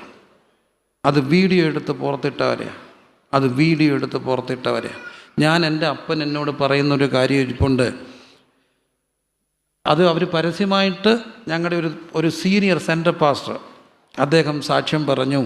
സീനിയർ സെൻട്രൽ പാസ്റ്റർ ഞങ്ങളുടെ സഭായോഗത്തിൽ യൂത്ത് ക്യാമ്പിൽ സാക്ഷ്യം പറഞ്ഞൊരു കാര്യമാണ്. എന്നെ അത് പറയുമ്പോൾ രോമം എഴുന്നേറ്റിരിക്കുന്ന അദ്ദേഹം പറഞ്ഞു. അദ്ദേഹം കൊച്ചി ചെറുക്കനായിട്ട് പപ്പ സഭ ഒരു ആരാധന ഞങ്ങളുടെ വീട്ടിൽ വളർന്ന ഞങ്ങളുടെ ഒരു കുഞ്ഞാണ്, എൻ്റെ ഒരു അനിയനാണ്. അപ്പം അവിടെ നടന്ന ഒരു കാര്യം, ഇവർ ബാച്ചിലേഴ്സായിട്ട് ആ കൊച്ചു സഭ കൊണ്ടുപോവുകയാണ്. അപ്പോൾ ഞങ്ങളെല്ലാം ഒന്നിച്ച് വളർന്ന കുറേ പിള്ളേരുണ്ട്. അപ്പോൾ ആ സഭയിലെ ഒരു മോടെ കല്യാണം ഉറപ്പ് വന്നു. അപ്പോൾ പാസ്റ്റർ എന്നാലേ പുള്ളിക്ക് അവിടെ പോകണം. പക്ഷേ ഞങ്ങളുടെ കൂട്ടത്തിലുള്ള ഒരു പയ്യൻ്റെ കല്യാണം ഉറപ്പാണ്, കല്യാണം. അപ്പം പാസ്റ്റർക്ക് ഇതിന് കൂടണം, കൊച്ചു പിള്ളേരല്ലേ. പുള്ളി എന്ത് ചെയ്തു, ഇതിന് കൂടി. എന്നിട്ട് അതിന് പകരം ഒരാളെ വിട്ടു. എന്നിട്ട് അവരോട് പറഞ്ഞു, ഞങ്ങളുടെ അയൽവഴക്കമുണ്ട്, അവരാണ്ട് കുറേ പേര് ഞങ്ങളെ അടിക്കാൻ വരും, അപ്പം ഞാനിവിടെ നിൽക്കണമെന്ന് പറഞ്ഞു. പാസ്റ്ററെ അടിക്കാനായിട്ട് ആരാണ്ട് വരുന്നെന്ന് കേട്ടപ്പോൾ അവരെന്ത് ചെയ്തു, 3-4 ജീപ്പ് പിള്ളേർ പിടിച്ചുകൊണ്ട് ഇവിടെ വന്നപ്പം അമ്മയോട് ചോദിച്ചു, ഇവിടെ എന്തോ അടി? ഇവിടെ ഒരു അടിയുമില്ല. അയൽവക്കത്ത് അടി? അതല്ല എൻ്റെ പിള്ളേരാ, ഇവിടെ ഒന്നും അടിയൊന്നുമില്ല. പാസ്റ്റർ പറഞ്ഞു, എൻ്റെ മോനെ, പാസ്റ്റർ ആണെന്നല്ലേ, അവൻ എൻ്റെ മോനല്ലേ, അവൻ കള്ളം പറയുന്ന പോലെ. ആര് പറഞ്ഞു? അമ്മ പറഞ്ഞു. ഈ അമ്മ ഇത് പറഞ്ഞപ്പോൾ ഇവരങ്ങ് ഒഫൻഡഡായി. ഇവർ നേരെ ജീപ്പ് പിടിച്ച് വീട്ടിൽ വന്നു. ഞങ്ങൾക്കിനി ആ പാസ്റ്ററെ വേണ്ട, കൊച്ചിയർക്ക് കല്യാണം പോലും കഴിച്ചിട്ടില്ല. അപ്പോൾ എൻ്റെ അമ്മ പെട്ടെന്ന് അതിബുദ്ധി കളിച്ചു. അമ്മമാർക്കൊക്കെ ഭയങ്കര ബുദ്ധിയാണ്. അമ്മ പെട്ടെന്ന് കപ്പ വേവിച്ച് തലക്കറിയും വെച്ച് ഇവർക്ക് കൊടുത്തു. പകുതി ശാന്തമായി. കപ്പയൊക്കെ കഴിച്ചപ്പോഴത്തേന് കട്ടൻ കാപ്പിയും കുടിച്ചപ്പോൾ ഇച്ചിരി ഒന്ന് ഒതുങ്ങി. എന്നിട്ട് അപ്പ പറഞ്ഞു, നാളെ വേണമെങ്കിൽ അവനെ മാറ്റാം, പക്ഷേ അതോടുകൂടി അവൻ്റെ ശുശ്രൂഷ തീരും. പക്ഷെ ഞാൻ ഞായറാഴ്ച വന്ന് അവരെ കൊണ്ട് പരസ്പരം ക്ഷമ പറയിപ്പിച്ചിട്ട് അവനെ പ്രാർത്ഥിച്ച് മുട്ടക്കുർത്തി വിശുദ്ധീകരിച്ച് അവനെ കൊണ്ട് കർത്തൃമേശ എടുപ്പിച്ചു. ഇന്ന് ആ ദൈവദാസൻ 100 കണക്കിന് വിശ്വാസികളുള്ള സഭയുടെ പാസ്റ്ററാണ്. കരഞ്ഞുകൊണ്ട് പറയും, അന്ന് അപ്പ ഒതുക്കിയില്ലായിരുന്നെങ്കിൽ ഇന്ന് എവിടെയും കാണത്തില്ല. അപ്പോൾ എൻ്റെ അപ്പ എന്നോട് പറഞ്ഞു, ഞാൻ ഒതുക്കിയത് എന്തിനാണെന്നറിയാമോ? ഞാൻ തമ്പുരാൻ്റെ കയ്യിൽ ഓരോ പുതപ്പ് കൊടുക്കുക. നാളെ നിൻ്റെയൊക്കെ ജീവിതത്തിൽ എന്തെങ്കിലും വന്നാൽ മറച്ചോണേ കർത്താവേ എന്ന് പറഞ്ഞ് അഡ്വാൻസായിട്ട് ഓരോ പുതപ്പ് കൊടുക്കുക. ഇതെല്ലാം ഇങ്ങനെ വലിയ ഗമേനൊക്കെ ചെയ്യുന്നവരോടൊക്കെ പറയട്ടെ, നാളുകളിൽ നിങ്ങളുടെ ഒരു വിഷയത്തിൽ, നിങ്ങളുടെ തലമുറയുടെ വിഷയത്തിൽ മറയ്ക്കാൻ തമ്പുരാൻ്റെ കയ്യിൽ പുതപ്പ് കാണത്തില്ല. വലിയ പുണ്യമാണെന്നൊന്നും കരുതരുതേ. പക്ഷേ ഒത്തിരി പേര് മറച്ചത് കൊണ്ടൊക്കെ എളിയവരൊക്കെ ഇവിടെ വന്ന് നിൽക്കുന്നത്. അന്നതൊക്കെ ചേർത്ത് പിടിച്ച് പ്രാർത്ഥിച്ച് കവർ ചെയ്തത് കൊണ്ട് ഇന്നിവിടെ വന്ന് നിൽക്കുമ്പോൾ നോക്കൂ, ജോസഫ് ഒറ്റ വാക്ക്, അവൻ നീതിമാനാ. എന്നെ കേൾക്കുന്നവരെ, നീതിമാനെന്നുള്ള പട്ടം നോക്കൂ, ആരാധന മുടക്കാത്ത പട്ടം നോക്കൂ. ആ കൾച്ചർ പതിവ് പോലെ ആരാധനയ്ക്ക് പോയി വീണ്ടും മുമ്പോട്ട് പോകട്ടെ. അവർക്ക് ബന്ധങ്ങൾ. പിന്നെ ചെന്നപ്പം ഭാഷയുടെ ശുദ്ധി ചെറിയൊരു കാര്യമാണോ? അവിടെയാണ് മനുഷ്യരൊക്കെ ഇങ്ങനെ വലുതാകുന്നത്. ഭാഷയുടെ ശുദ്ധി കൊണ്ട്. ഭാഷയുടെ ശുദ്ധി മനുഷ്യരെ വലുതാക്കും. എന്നിട്ട് മറിയം വീണ്ടും പോകുമ്പം കാണുകയാണ്, ജോസഫ് അവിടെ വന്ന് മറിയം ഞങ്ങളോട് ഇങ്ങനെ ചെയ്ത് എന്തെന്ന് ചോദിക്കുകയാണ്. മകനെ, അടുത്തൊരു വാക്കെന്നെ ധ്യാനിപ്പിച്ചു, നിൻ്റെ അപ്പനും ഞാനും വ്യസനിച്ചുകൊണ്ട് നിന്നെ തിരഞ്ഞു. നിൻ്റെ അപ്പനും ഞാനും. എൻ്റെ പൊന്നു സഹോദരിമാരെ, പെട്ടെന്ന് പറയണം, എസ്റ്റംബറായിട്ട് പറയണം, ചിന്തിച്ച് പറയരുത്. എഴുതുന്ന ഭാഷയല്ല. പറയുമ്പോൾ നമ്മൾ പെട്ടെന്ന് ഇങ്ങനെ ഒരു സാഹചര്യം ഉണ്ടായി, നിൻ്റെ അപ്പനും ഞാനെന്ന് പറയോ, ഞാനും നിൻ്റെ അപ്പൻ എന്ന് പറയോ? നിൻ്റെ അപ്പനും ഞാനും എന്ന് പറയോ, ഞാനും നിൻ്റെ അപ്പൻ എന്ന് പറയോ? ഞാനും നിൻ്റെ അപ്പൻ എന്ന് പറയുന്നത്. അപ്പോൾ അവിടെ ആർക്കാ പ്രാധാന്യം? ഞാനൊരു വീട്ടിൽ ചെന്നപ്പം അമ്മച്ചി പറയണം, മോനെ എന്നെ കെട്ടിച്ചുകൊണ്ട് വന്നപ്പോൾ ഇവിടെ ഒന്നും ഇല്ലായിരുന്നു. അനിയന്മാരെല്ലാം കൊച്ചു പിള്ളേർ, ഞാനാണ് എല്ലാത്തിനെയും വളർത്തിയത്, ഞാനാണിത്ര. ഇത് കുറേ നേരം കേട്ടപ്പം ഞാൻ അറിയാതെ ചോദിച്ചു, അച്ചായൻ മരിച്ചിട്ട് എത്ര നാളായത്? പുള്ളി പുറകിൽ നിൽപ്പുണ്ട്.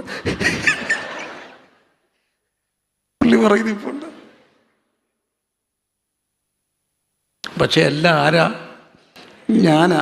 പക്ഷെ ഈ മറിയം പറഞ്ഞു, ഞാനും നിൻ്റെ അപ്പൻ എന്നല്ല, നിൻ്റെ അപ്പനും ഞാനും. ഇപ്പോഴും ഈ ഞാൻ എന്നുള്ളത് വലിയ അപകടമാണ് കേട്ടോ.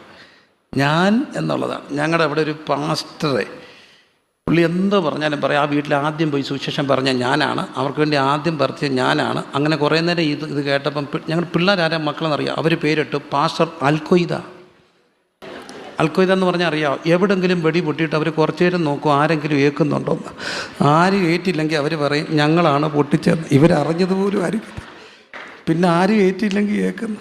അപ്പം പിള്ളേർ പേരിട്ടു പാസ്റ്റർ അൽക്കൊയ്ത. എല്ലാം ഞാനാ. എൻ്റെ പൊന്നെ, ഈ ഞാനങ്ങ് മാറി മറ്റൊരാളെ പ്രൊജക്റ്റ് ചെയ്യാൻ നമുക്ക് കഴിഞ്ഞാൽ അതാണ് നിൻ്റെ അപ്പനും ഞാനും. എല്ലാവരും ഒന്ന് പറഞ്ഞ്, നിൻ്റെ അപ്പനും ഞാനും. പക്ഷെ അന്ന് വേറൊരു ഇതുകൊണ്ടുണ്ട്, പുരുഷൻ ഒരിക്കലും സ്ത്രീയെ കൊണ്ട് സംസാരിപ്പിക്കത്തില്ല. യഹൂദ കൾച്ചർ എന്താ? യഹൂദ കൾച്ചറിൽ അവർ പറയും, ഒരു വിജാതീയനായിട്ടും നായായിട്ടും ഒരു സ്ത്രീയായിട്ടും എന്നെ ജനിപ്പിക്കാഞ്ഞതിന് നന്ദി. ആ കൾച്ചറിലാണ് ജോസഫ് പറയുക, ജോസഫ് സ്ത്രീയെ കൊണ്ട് സംസാരിപ്പിച്ചു. അങ്ങനെയെങ്കിൽ ജോസഫ് മറിയത്തിന് പ്രാധാന്യം കൊടുത്തു, മറിയം ജോസഫിന് പ്രാധാന്യം കൊടുത്തു. പരസ്പരം ബഹുമാനിക്കുന്നിടത്ത് കർത്താവ് ജനിക്കുകയാണ്. പരസ്പരം ബഹുമാനിക്കുന്നിടത്ത്, പരസ്പരം ഇകഴ്ത്തിയിടത്തല്ല, പരസ്പരം പുകഴ്ത്തിയിടത്ത്, പരസ്പരം ആദരിച്ചിടത്ത്, പരസ്പരം ബഹുമാനിച്ചിടത്ത് കർത്താവ് ജനിക്കുകയാണ്. നമ്മുടെ കുടുംബങ്ങളെല്ലാം തന്നെ പരസ്പര ബഹുമാനത്തിൻ്റെ കുടുംബങ്ങളാകുവാൻ, കുറച്ചുകൂടെ എല്ലാ മനുഷ്യരെയും കുറച്ചുകൂടെ ആദരവോടെ കാണാനായിട്ട് ഉള്ള ഒരു കൃപയ്ക്ക് വേണ്ടി നമുക്ക് ദൈവത്തോട് പ്രാർത്ഥിക്കണം. എല്ലാ മനുഷ്യരെയും കുറച്ചുകൂടെ ആദരവോടെ കാണാൻ എല്ലാ കണ്ണുകളും അടച്ച് ദൈവത്തോടൊന്ന് പ്രാർത്ഥിച്ച്, Bible teachers A counter culture. ഇന്നത്തെ ലോകത്തിൻ്റെ കൾച്ചറിൽ ഇതൊന്നും ഇല്ല. ഭാര്യ പറയും, എനിക്കും ശമ്പളമുണ്ട്, നിനക്കും ശമ്പളമുണ്ട്, നിനക്ക് നിൻ്റെ വഴി, എനിക്ക് എൻ്റെ വഴി. എന്തുകൊണ്ടാണ്? പരസ്പരം ബഹുമാനം ഇല്ലാത്തടത്തുകൊണ്ടാണ്. പക്ഷേ ഇവിടെ കണ്ടോ, പരസ്പരം ബഹുമാനിക്കുന്ന കുടുംബം. ആരാധന എത്ര തിരക്കുണ്ടായിട്ടും മുടക്കാത്ത കുടുംബം. ഒരു വാക്കുകൊണ്ട് പോലും ഒരു മോശപ്പെട്ട വാക്ക് പറയാത്ത, എത്ര പ്രകോപനം ഉണ്ടായാലും ഒരു മോശപ്പെട്ട വാക്ക് പറയാത്തൊരു കുടുംബം. കർത്താവിനോട് എല്ലാവരും പ്രാർത്ഥിച്ചാട്ടെ. ഇതൊക്കെ പറയുമ്പോൾ ഞാനും ആഗ്രഹിക്കുക, നമ്മുടെ വീടുകളെല്ലാം ഇതെല്ലാം തികഞ്ഞിട്ടൊന്നും അല്ല പറയുക, പക്ഷേ ഇതൊരു യാത്രയല്ലേ, ഇതൊരു ക്രിസ്തീയ ജീവിതം ഒരു വളർച്ചയല്ലേ. കർത്താവെ, എന്നെയും ഈ കൾച്ചറിൽ വളർത്തണമെന്ന് പ്രാർത്ഥിക്കാം. അവിടെ പറഞ്ഞു, യേശുവോ ജ്ഞാനത്തിലും, നോക്കിയേ, ജ്ഞാനത്തിലും വളർച്ചയിലും ദൈവത്തിൻ്റെയും മനുഷ്യൻ്റെയും കൃപ. ഇതെപ്പോഴും ഓർക്കണം. ആ കുടുംബത്തിനൊരു പ്രത്യേക കൃപ കിട്ടി. അതുകൊണ്ട് രണ്ടുപേരുടെ കൃപയിലാണ് കർത്താവ് വളർന്നത്. ആരുടെയൊക്കെ? ദൈവത്തിൻ്റെയും മനുഷ്യൻ്റെയും കൃപ, ദൈവത്തിൻ്റെയും മനുഷ്യൻ്റെയും കൃപ. അപ്പം നമുക്ക് ദൈവാനുഗ്രഹം വേണം പ്രിയരെ. അതോടൊപ്പം തന്നെ എന്തും വേണം? മനുഷ്യാനുഗ്രഹം വേണം. ദൈവാനുഗ്രഹവും മനുഷ്യാനുഗ്രഹവും വേണം. ചില പറയും, എനിക്ക് ദൈവത്തിൻ്റെ മാത്രം മതി, പോരാ, ആരുടെയും വേണം, മനുഷ്യരുടെയും വേണം, മനുഷ്യരുടെയും വേണം. ഒരു വലിയ സദസ്സ് ഓർമ്മയിൽ ഇങ്ങനെ പച്ചപിടിച്ച് നിൽക്കുന്ന ഒരു വലിയ മറക്കാനാവാത്ത ഒരു അനുഭവം. വലിയ സദസ്സാണ്, ഒരു നീളത്തിലുള്ള സ്റ്റേജ്. ആ സ്റ്റേജ് മഹാരഥന്മാരായ ഉന്നതരായ ദൈവദാസന്മാരാൽ അലങ്കരിക്കപ്പെട്ടിരിക്കുകയാണ്. ഓരോ ചെയറിലും പേരൊക്കെ എഴുതി. അതിലൊരു മുഖ്യ പ്രഭാഷകനായിട്ട് എളിയദാസനും ക്ഷണമുണ്ട്. യോഗം കഴിഞ്ഞു. അപ്പോൾ എന്നെ വിളിച്ചുകൊണ്ട് അവരുടെ കൂട്ടത്തിൽ പോവുകയാണ്. ഞാൻ പോയി എല്ലാവരും ഇറങ്ങുമ്പോൾ ഞാനൊന്ന് ശ്രദ്ധിച്ചു. ഏറ്റവും സീനിയറായിട്ടുള്ളൊരു അപ്പച്ചൻ അവിടെ ഇരിപ്പുണ്ട്. തിരക്കിട്ട് എല്ലാവരും പോയപ്പോൾ അദ്ദേഹത്തിന് പോകാൻ വയ്യ. കാരണം ആരെങ്കിലും വന്ന് കൊണ്ടുപോകണം, നടക്കാൻ വയ്യ, അവിടെ ഇരിക്കുക. ഞാൻ ചെന്നിട്ട് കയ്യെ പിടിച്ചോണ്ട് പറഞ്ഞു, വേണ്ട മോനെ, എൻ്റെ വണ്ടി ഓടിച്ചുകൊണ്ട് വന്നൊരു കുഞ്ഞുണ്ട്, അവൻ വന്ന് എന്നെ കൊണ്ടുപോയിക്കോളും, കുഞ്ഞു പൊക്കോ. ഞാൻ പറഞ്ഞു, അല്ല അപ്പച്ച, എനിക്ക് അപ്പച്ചനെ ഒന്ന് വണ്ടിയൊക്കെ കയറ്റി വിട്ടിട്ട് ഞാൻ പോകത്തുള്ളൂ. അപ്പോൾ എന്നെ എല്ലാവരും വിളിക്കുകയാണ്, ബാ ബാ ബാ ബസ്സേ ബാ എന്ന് പറഞ്ഞു. ഞാൻ ഈ അപ്പച്ചനെ കൊണ്ട് വണ്ടിയെ കയറ്റിയിരുത്തി, പായെല്ലാം എടുത്തു വെച്ചു, കഥ കടച്ചു. അപ്പച്ചൻ വണ്ടി മുന്നോട്ടെടുത്തു. കുറച്ച് ഒരു 50 മീറ്റർ വണ്ടി മുമ്പോട്ട് പോയിട്ട് അപ്പച്ചൻ വണ്ടി നിർത്തി റിവേഴ്സ് അടുപ്പിച്ചു കഴിഞ്ഞപ്പോൾ ഞാൻ നോക്കി നിൽക്കുമ്പം തിരിച്ച് വന്നിട്ട് എൻ്റെ അടുക്ക വന്ന് നിർത്തി ഗ്ലാസ് താത്തിട്ട് പറഞ്ഞു, കുഞ്ഞെ, ദൈവം നിന്നെ അനുഗ്രഹിക്കും കേട്ടോ. എനിക്ക് ഭയങ്കര ഒരു അനുഗ്രഹം കിട്ടിയ പ്രതീതി. 2 കണ്ണും നിറഞ്ഞ ആ മനുഷ്യൻ പറഞ്ഞു, ദൈവം നിന്നെ അനുഗ്രഹിക്കും. ഒരു മനുഷ്യൻ്റെ അനുഗ്രഹം കിട്ടുക ചെറിയൊരു കാര്യമല്ല. ഒരു ദൈവദാസൻ്റെ അനുഗ്രഹം കിട്ടുക ചെറിയൊരു കാര്യമല്ല. എന്തുമാത്രം ദൈവദാസന്മാരുടെ ബാഗ് ചുമന്നും പെട്ടി ചുമന്നും തുണി അടക്കി കൊടുത്തും തേച്ച് കൊടുത്തും ഒക്കെ ഇവിടം വരെ വന്നെന്നറിയാവും. ഷർട്ടൊക്കെ തേച്ച് കൊടുക്കുമ്പോൾ, ബാഗൊക്കെ കൊണ്ട് കൊടുക്കുമ്പം, വെള്ളം കൊണ്ട് കൊടുക്കുമ്പോൾ അവരൊക്കെ ഒരു വാക്ക് പറഞ്ഞു, കുഞ്ഞെ, ദൈവം അനുഗ്രഹിക്കട്ടെ, ദൈവം അനുഗ്രഹിക്കട്ടെ. ഈ ദൈവാനുഗ്രഹവും മനുഷ്യാനുഗ്രഹവും ഒരുപോലെ വേണം. ദൈവാനുഗ്രഹവും മനുഷ്യാനുഗ്രഹവും ഒരുപോലെ വേണം. കർത്താവേ, മനുഷ്യൻ്റെ അനുഗ്രഹം വേണ്ടേ? വൃദ്ധരുടെ അനുഗ്രഹം വേണ്ടേ? അപ്പൻ്റെ അനുഗ്രഹം വേണ്ടേ? അമ്മയുടെ അനുഗ്രഹം വേണ്ടേ? പലപ്പോഴും പറഞ്ഞിട്ടുള്ളൊരു സാക്ഷിയുണ്ട്. വലിയ കാശൊന്നുള്ള വീടല്ല ജനിച്ച് വളർന്നത്. അപ്പം മിലിറ്ററിയിൽ നിന്ന് വന്നപ്പോൾ ഒരനുഭവം ഉണ്ടായി. അത് പപ്പായുടെ പേഴ്സ് എപ്പോഴും നിറഞ്ഞിരിക്കുമായിരുന്നു. അതിനകത്ത് എപ്പോഴും പൈസ കാണും. അപ്പോൾ നമ്മൾ അവസാനത്തെ ആശ്രയം അപ്പയാണ്. കല്യാണം കഴിച്ചാലും പിള്ളേരുണ്ടായാലും വലുതായാലും അപ്പം ഇച്ചിരി പൈസ. അപ്പം പൈസ തരുമ്പോൾ ഒരു കാര്യം കൂടെ പറയും, അപ്പയുടെ പേഴ്സ് അക്ഷയപാത്രമെന്ന് പറയും. എപ്പം പൈസ എടുത്താലും അതിനകത്ത് പൈസ വരും. അപ്പോൾ പറയും, എങ്ങനെയാണ് പൈസ ഉണ്ടായെന്നറിയാമോ? അതുകൂടെ പറഞ്ഞിട്ടേ തരത്തുള്ളൂ. മിലിറ്ററിയിൽ നിന്ന് വന്നു, മിലിറ്ററിയിൽ നിന്ന് വന്നപ്പം അന്ന് രാത്രി ഉണ്ടായിരുന്ന മുഴുവൻ പൈസ, തൻ്റെ ഒരാഴ്ച കിട്ടിയ മുഴുവൻ പൈസ, അന്നത്തെ കാലത്ത് എൻ്റെ 10-25,000 രൂപ അപ്പച്ചൻ്റെ കൈ കൊടുത്തു. എന്നിട്ടാണ് പോയി കിടന്നേ. നേരം വെളുത്തു. മൂത്ത പെങ്ങളെ കാണാൻ പോകണം, പാലായിലാണ്. പോകാൻ വേണ്ടി രാവിലെ ഇങ്ങനെ ഒരുങ്ങി നിൽക്കുന്നു, പോകാൻ നിൽക്കുക. അപ്പോൾ അപ്പച്ചൻ പറഞ്ഞു, എടാ നീ ഇപ്പം പോയാലും നിനക്ക് ലാസ്റ്റ് ബസ്സിന് മുമ്പ് തിരിച്ചു വരാനൊക്കത്തുള്ളൂ, പോകാതെ നിൽക്കുന്ന കണ്ടപ്പം അമ്മയോട് അപ്പച്ചൻ ചോദിച്ചു, എലിക്കുട്ടി എന്നാ അവൻ പോകാത്തേ, നേരത്തെ പോകാൻ പറ. അപ്പോൾ അമ്മ എന്ന് അപ്പച്ചനോട് പറഞ്ഞു, പൈസയില്ല. പിന്നെ അവൻ ഈ ഇത്രയും നാളെ മിലിറ്ററി ജന്തു ചെയ്യായിരുന്നു, പൈസയില്ലേ? ഇല്ല അപ്പച്ച. അതിനാ മുഴുവൻ പൈസ അപ്പച്ചൻ്റെ കൈ തന്നിട്ടാണ് കിടന്നേ, പപ്പയുടെ ഈ പൈസയില്ല. എൻ്റെ അപ്പച്ചൻ വെല്ലുവായി കരഞ്ഞു. ഒരു പേഴ്സ് എടുത്ത് ഇച്ചിരി പൈസ ഇട്ട് കൊടുത്തിട്ട് പറഞ്ഞു, നിൻ്റെ ജീവകാലത്ത് പൈസ കുറയത്തില്ല, ജീവകാലത്ത് പൈസ കുറയത്തില്ല. കുറഞ്ഞിട്ടില്ലെന്നുള്ളതൊരു സത്യം. സാക്ഷ്യം പറയട്ടെ, അവസാനത്തെ ദിവസം ICUവിലാണ്. അപ്പോൾ തന്നെ ഏറെ സ്നേഹിക്കുന്ന തിരുവനന്തപുരത്തു നിന്ന് ഉള്ള തൻ്റെ പ്രിയപ്പെട്ട വിശ്വാസികൾ 2 ബസ് വരച്ച് വരികയാണ്. അപ്പോൾ അവർക്ക് വേണ്ടി എല്ലാ ഫുഡും കാണാൻ വേണ്ടി വരിക. അന്നേരമാണ് ICUവിൽ അഡ്മിറ്റായത്. ഇവർ വന്നു. അപ്പോൾ ഡോക്ടർ പറഞ്ഞു, എനിക്ക് കാണണം, അവരെ കണ്ടേ ഒക്കത്തുള്ളൂ. ഡോക്ടർ പറഞ്ഞു, ഒരു കാരണവശാലും ഇറക്കാനൊക്കത്തില്ല. അപ്പോൾ പറഞ്ഞു, എനിക്ക് കാണണം. അവസാനം വാശി പിടിച്ചപ്പം ഡോക്ടർ പറഞ്ഞു, നിങ്ങൾ കൺസെൻറ്റ് എഴുതി തന്നിട്ട് ഇറക്കിക്കോളാൻ പറഞ്ഞു. അങ്ങനെ നമ്മൾ സ്പെഷ്യൽ കൺസെൻറ്റ് എഴുതി കൊടുത്ത് ഒരു വീൽ ചെയറെ പുറത്തിറക്കി. അപ്പോൾ അവരെ എല്ലാം കണ്ടു, അവർ പ്രാർത്ഥിച്ചു. അപ്പോൾ പ്രാർത്ഥിച്ചപ്പം തിരുവനന്തപുരത്ത് നിന്നുള്ള വിശ്വാസികളാണ്. അവർ ഈ വീൽ ചെയറിൻ്റെ മുമ്പിൽ വന്ന് മുട്ടുകുത്തി നിന്നു, ഓരോരുത്തർക്കും വേണ്ടി പ്രാർത്ഥിച്ചു. എല്ലാവരും കാണിക്കയൊക്കെ കൊടുത്തു. ഈ കാണിക്ക അവരുടെ തിരുവനന്തപുരത്തെ തങ്ങളുടെ വിശ്വാസികൾ കാണിക്ക കൊടുത്തു. ഇതെല്ലാം മേടിച്ച് പോക്കറ്റിൽ ഇട്ടു. ICU കയറി. രാത്രി 1 മണിക്ക് എൻ്റെ ഭാര്യ ICUവിൽ ചെന്നപ്പം അപ്പയുടെ പോക്കറ്റിൽ പൈസയുണ്ട്. അവൾ പറഞ്ഞു, അപ്പ ICUവിൽ എന്തിനാ പൈസ, അതിങ്ങത്താ, ഞാൻ വെക്കാം. എന്നാൽ അപ്പ പറഞ്ഞു, ഇല്ലടി, അതെൻ്റെ പോക്കറ്റിൽ കിടന്നോട്ടെ, എൻ്റെ വിശ്വാസികൾ തന്നതല്ലേ, അതവിടെ കിടക്കട്ടെ. ആ പൈസ വിശ്വാസികൾ തന്ന, തൻ്റെ പ്രിയപ്പെട്ട വിശ്വാസികൾ തന്ന പൈസ പോക്കറ്റിൽ ഇട്ടുകൊണ്ട് കിടന്നു. രാവിലെ 4 മണിക്ക് മരിച്ചു. ഞാൻ മരിച്ചു ചെന്ന് നോക്കും, മരിക്കുമ്പോൾ അടുത്തുണ്ട്. പിന്നെ ഇങ്ങനെ തപ്പിത്തൂത്തപ്പം പോക്കറ്റിൽ പൈസ, അത് ഞാൻ എടുത്ത് പോക്കറ്റിൽ ഇട്ടു. മോർച്ചറി വെച്ചു. മോർച്ചറി കൊണ്ടെല്ലാം വെച്ചിട്ട് ബില്ലടയ്ക്കാൻ ചെന്നപ്പോൾ അവർ ഇത്ര രൂപ എന്ന് പറഞ്ഞു. ഞാൻ പോക്കറ്റിൽ ഇരുന്ന പൈസ. അപ്പോൾ എൻ്റെ പൈസയില്ല. എണ്ണി നോക്കിയപ്പോൾ കൃത്യം ബില്ലടിക്കാനുള്ള പൈസ. അപ്പൻ്റെ അനുഗ്രഹം. നിൻ്റെ IC നിനക്കുള്ളതെല്ലാം ഉണ്ട്. അവസാനത്തെ പൈസ അടയ്ക്കാനുള്ളത് വരെ പോക്കറ്റിൽ വെച്ചിട്ടൊരു പോക്ക്. ഈ പോക്കിൻ്റെ ഒക്കെ അർത്ഥം എന്നാ? അപ്പൻ്റെ അമ്മയുടെയൊക്കെ അനുഗ്രഹം. അപ്പം നമുക്ക് അനുഗ്രഹം വേണം. ആരുടെ? ദൈവദാസന്മാരുടെ അനുഗ്രഹം വേണം. കൊച്ചുമക്കളോടൊക്കെ പറയട്ടെ, ആരോഗ്യമുള്ളപ്പം ശുശ്രൂഷിക്കാവുന്നിടത്തോളം ശുശ്രൂഷിക്കണം. തിരിച്ചൊരു വാക്കേ കിട്ടത്തുള്ളൂ. കുഞ്ഞെ, ദൈവം അനുഗ്രഹിക്കും. നമുക്കൊന്നും ഗോഡ് ബ്ലെസ്സിങ്ങിനൊക്കെ ഇത്രയും കാര്യമുണ്ടോ? ഉണ്ട്. മനുഷ്യൻ്റെ അനുഗ്രഹം ദൈവാനുഗ്രഹം പോലെ തന്നെ അനുഗ്രഹം.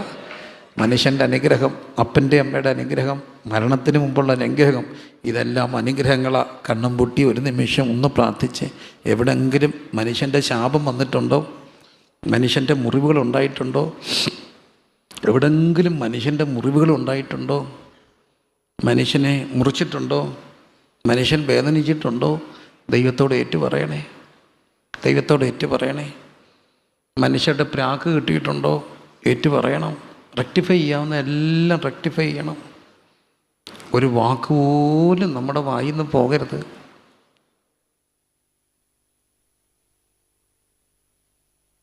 ഒരു വാക്ക് പോലും പോകരുത്. ദൈവാനുഗ്രഹം, മനുഷ്യാനുഗ്രഹം. വീണ്ടും പറയട്ടെ, ദൈവാനുഗ്രഹം വേണം. എന്ത് വേണം? മനുഷ്യാനുഗ്രഹം വേണം. ഇത് ഭാഗം പറയുമ്പോൾ ഓർമ്മയുടെ ചെപ്പിൽ ഇങ്ങനെ ദൈവാത്മാവ് ഉറപ്പിക്കുന്നൊക്കെ ഒന്ന് പറഞ്ഞു പോകുന്നേ ഉള്ളൂ. മനുഷ്യാനുഗ്രഹം വേണം, ദൈവാനുഗ്രഹം. മനുഷ്യവാക്ക് തിരിച്ചും പറയരുത്. ഞാനും അമ്മയും കൂടെ ഭയങ്കര കൂട്ടായിരുന്നു. ഒരു മോനെ ഉള്ളത് കൊണ്ട് പിന്നൊരു പെങ്ങളെ ഉള്ളൂ. ഭയങ്കര കൂട്ടാണ്. അങ്ങനെ ഒന്നും ഇന്ന് വരെ ഞാൻ അമ്മയോടൊന്നും പറഞ്ഞിട്ടില്ല. എന്നാലും എനിക്ക് മക്കളൊക്കെ ആയിക്കഴിഞ്ഞ് എൻ്റെ പെങ്ങളിങ്ങനെ ക്ഷീണിതയായി, ഡയാലിസിസ് ആയില്ല, കിഡ്നി പേഷ്യൻ്റായി. ഒരു ദിവസം ഒരു BBS നടക്കുക. BBSന് 12,000. കേരളം കണ്ട ഏറ്റവും വലിയ മെഗാ BBS ഞങ്ങളെ നടത്തിയേ. അപ്പം അതിൻ്റെ മുഴുവൻ ടെൻഷനും പേറിക്കൊണ്ട് നിൽക്കുമ്പോൾ അമ്മ ഒരു 1.5 അമ്മായിമ്മയായി. ചില സമയത്ത് ഈസിയാണ് അമ്മയ്ക്ക് ആരാകാൻ, അമ്മായിമ്മയാകാൻ. ഒറ്റ കാര്യമുള്ളൂ, എന്നോട് വല്ലതും ചോദിച്ചോ, എന്നോട് പറഞ്ഞോ, അവളോടല്ലേ പറഞ്ഞേ, അതൊക്കെ ചെറിയ കാര്യങ്ങളാണ്, സ്വാഭാവികം ഇതൊക്കെ. അപ്പം അമ്മ ഇങ്ങനെ ഒരു കാര്യമില്ലാതെ അങ്ങ് അസ്വസ്ഥപ്പെട്ടപ്പോൾ ഈ ടെൻഷനകത്തും ആ ടെൻഷനകത്തും എല്ലാം കൂടെ ഞാനൊരു വാക്ക് അമ്മയോട് പറഞ്ഞു.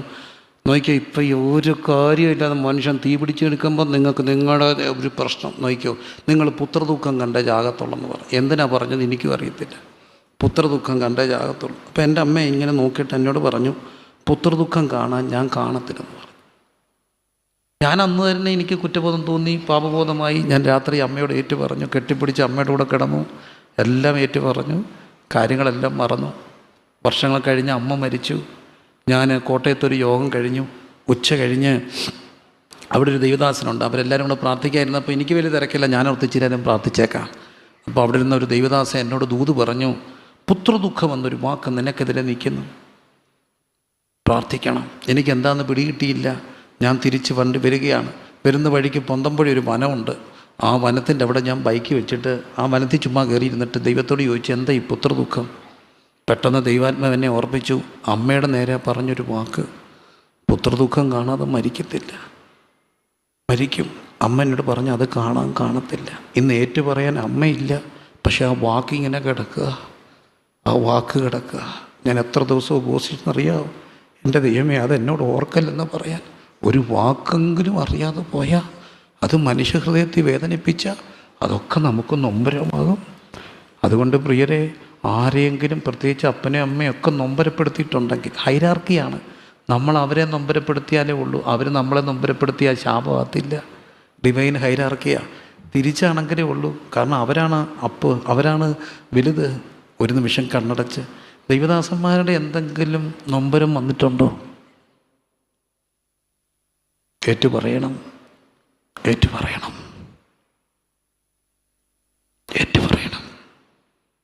എല്ലാവരും പ്രാർത്ഥിച്ച് നൊമ്പരങ്ങൾ എന്തെങ്കിലുമൊക്കെ തലയ്ക്ക് മീതെ കിടപ്പുണ്ടെങ്കിൽ അതൊക്കെ ഏറ്റുപറയണം കേട്ടോ. ജീവനോടുണ്ടെങ്കിൽ ഇന്ന് തന്നെ പോയി ഏറ്റുപറയണം. മരിച്ചതാണെങ്കിൽ തമ്പുരാനോട് ഏറ്റുപറയണം. കർത്താവെ, അറിവില്ലായ്മയെ സംഭവിച്ചു പോയാ, പ്രലോഭനത്തിൽ സംഭവിച്ചു പോയാ, പൊന്തമ്പുഴ വനത്തിലൊരു ഉച്ച കഴിഞ്ഞ് ഒറ്റയ്ക്ക് കയറിയിരിക്കുമ്പോൾ തമ്പുരാൻ എന്നെ കാണിച്ചു തന്നു, എന്താ ഈ വാക്ക്? ദീർഘവർഷങ്ങൾക്ക് മുമ്പ് അമ്മയോട് പറഞ്ഞൊരു വാക്ക്. വല്ലാതെ കിടുങ്ങിപ്പോയി, അടി പറഞ്ഞു പോയി. ഇപ്പോഴും എനിക്ക് പേടി ആ വാക്ക്.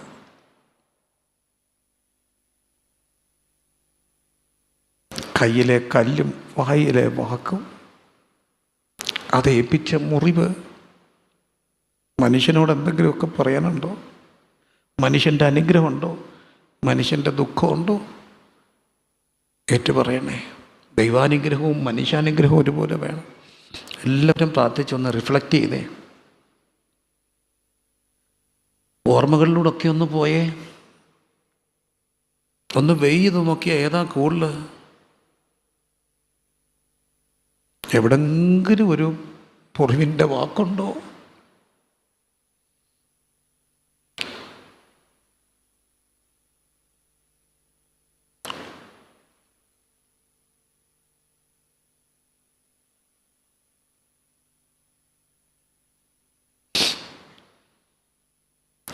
വളരെ ഗൗരവമായിട്ട് ഓർക്കണേ.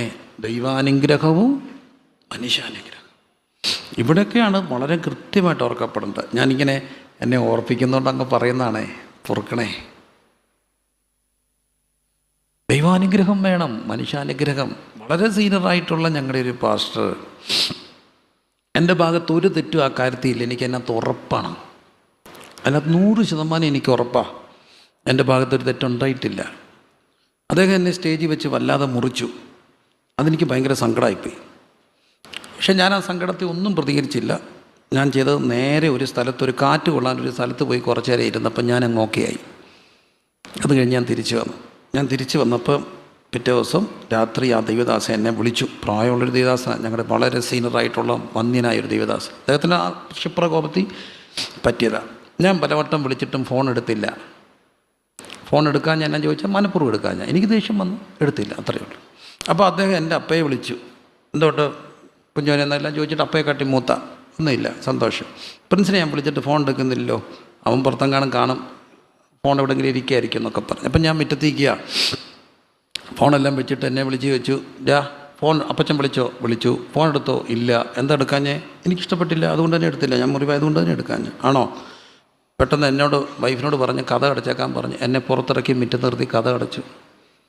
4 പിള്ളേരുണ്ട് കേട്ടോ. കഥ അടച്ചു കൂട്ടി മുറ്റത്ത് നിന്നോളാം, നീ പെരയ്ക്കകത്ത് കയറണ്ടെന്ന് പറഞ്ഞു. ഞാൻ ചോദിച്ചു അതെന്നാ? നീ വിളിച്ചിട്ട് അപ്പച്ചനെ വിളിച്ചിട്ട് കയറിയാൽ മതി. ഞാൻ അപ്പച്ചനെ വിളിച്ചു എന്ന് ഉറപ്പ് വരുത്തിയിട്ടാണ് കഥ തുറന്നു തന്നെ. അപ്പ കഥ അടച്ച ഭാര്യയെന്നല്ല ലോകത്താർക്കും കഥ തുറക്കാനൊക്കെ തരും. അത് വേറെ കാര്യം. കഥ അടച്ച് മുറ്റത്ത് നിന്നോളാം പറഞ്ഞു. അർദ്ധരാത്രി വിളിച്ചിട്ടാണ് തിരിച്ച് കയറ്റി. ഞാൻ ചോദിച്ചു അത്രയും എന്നെയല്ലേ മുറിച്ച്? ഞാൻ തെറ്റ് ചെയ്തിട്ട് ഞാനൊരു വാക്ക് പോലും തിരിച്ച് പറഞ്ഞില്ല. നീ വിളിച്ചിട്ട് എടുത്തില്ല. എന്നിട്ട് ഒരു കാര്യം പറഞ്ഞു, അവരൊത്തിരി വർഷം ഓടിയതാ, അവരുടെ ഒത്തിരി ഡിപ്പോസിറ്റും മേളിലുണ്ട്. നീയൊക്കെ ഇന്നലെ ഓടാൻ തുടങ്ങിയല്ലേ. അവരുടെ ഒരു തെറ്റുണ്ടെങ്കിൽ അത് പൊറുക്കാനുള്ള നന്മ മേളിൽ കിടപ്പുണ്ട്. പക്ഷെ നിൻ്റെ ഭാഗത്തുനിന്നൊരു തെറ്റുണ്ടായാൽ തിരുത്താനുള്ള ഡിപ്പോസിറ്റ് ആയിട്ടില്ലടാ, അതുകൊണ്ടാണ് വിളിച്ചോളാൻ പറഞ്ഞേ. ഒരു കാര്യം ഓർത്തോണേ, നമ്മുടെ ഒന്നും ഡിപ്പോസിറ്റ് മേടിയില്ല, അവരുടെയൊക്കെ ഡിപ്പോസിറ്റ് ഒത്തിരി കിടപ്പുണ്ട്. ആ ഡിപ്പോസിറ്റ് ചിലപ്പം പ്രായത്തിൽ ഒരു അപകടം വന്നാലും തിരുത്താനുള്ള ഡിപ്പോസിറ്റുകൾ ഇറ്റ് ഈസ് ഓൾറെഡി ദയർ. നമുക്കെന്തോ ഡിപ്പോസിറ്റാവുള്ളേ? നമുക്കെന്ത് ഡിപ്പോസിറ്റാവുള്ളേ? ഏതെങ്കിലും മുറിവുകൾ എന്തെങ്കിലും ഉണ്ടെന്ന് ഓർമ്മ വന്നാൽ റെക്ടിഫൈ ചെയ്യണം. ഉപവാസ പ്രാർത്ഥന എന്നൊക്കെ പറയുന്നത് അതാണ്. കണ്ണടച്ച് എല്ലാവരും ഒന്ന് തിരിഞ്ഞു നടന്നേ. ഓർമ്മയിൽ നടക്കാവുന്നിടത്തോളം നടന്നേ. ഓർമ്മയിൽ നിങ്ങൾ നടക്കാവുന്നിടത്തോളം നടക്കണം. അനുഗ്രഹങ്ങൾ വെൽ ആൻഡ് ഗുഡ്. മുറിവുകളുണ്ടോ? പൊന്നമ്മനെ കുഞ്ഞുങ്ങളോടൊക്കെ പറയട്ടെ, ചാടിക്കേറി അപ്പനോ അമ്മയോടോ അപ്പച്ചനോടോ ഒക്കെ എന്തെങ്കിലും പറയുമ്പോൾ അവരൊന്നും പറഞ്ഞില്ലെന്ന് വരും. പക്ഷെ അവരുടെ മനസ്സിൽ മുറിഞ്ഞിട്ടുണ്ടെങ്കിൽ നമുക്കതൊന്നും നന്മയല്ല. മുറിഞ്ഞിട്ടുണ്ടെങ്കിൽ നന്മയല്ല. എല്ലാവരും പ്രാർത്ഥിക്കും പ്രിയരെ. You can go back. ഇങ്ങനെ പോകണം. ഓർമ്മകളിലൂടെ പോയിട്ട് എവിടെങ്കിലും കിടപ്പുണ്ടോന്ന് നോക്കണം. ആത്മാവ് കാണിക്കും. എന്നെ പുത്രദുഃഖം കാണിച്ചു തന്നപോലെ നിങ്ങളെ കാണിക്കും. അവിടെ ദൈവത്തോട് പറയണം, ഞാൻ നിന്നോടും സ്വർഗത്തോടും പാപം ചെയ്തു. മനുഷ്യനോട് ചെയ്തതെല്ലാം മനുഷ്യനോട് പറയണം. ദൈവത്തോട് പറയാനുള്ളതെല്ലാം ദൈവത്തോട് പറയണം. അവിടെ ഒരു ശുദ്ധീകരണം ഉണ്ടാകുമ്പം സ്വർഗം പറയും, this is biblical culture, this is Christian culture. അനുഗ്രഹങ്ങൾ ഇങ്ങനെ വാരിക്കൂട്ടുന്ന സംസ്കാരം. ദൈവാനുഗ്രഹം, മനുഷ്യാനുഗ്രഹം.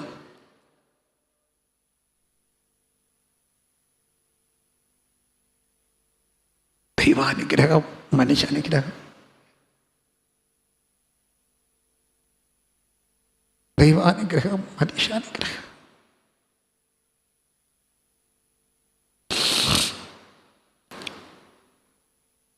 ദൈവാനുഗ്രഹവും മനുഷ്യാനുഗ്രഹം. പൊന്നു കുഞ്ഞുങ്ങളെ, എവിടെങ്കിലും കണ്ണീരൊക്കെ വീണിട്ടുണ്ടെങ്കിൽ, എവിടെങ്കിലും കണ്ണീരിൻ്റെ ഒരംശമെങ്കിലും വീണിട്ടുണ്ടെങ്കിൽ ദൈവത്തോടും മനുഷ്യനോടും മാപ്പ്, മാപ്പ്, മാപ്പ്.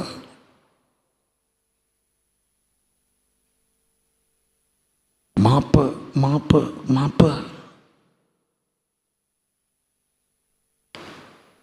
അനുഗ്രഹം വേണ്ടേ? മനുഷ്യൻ്റെ അനുഗ്രഹം.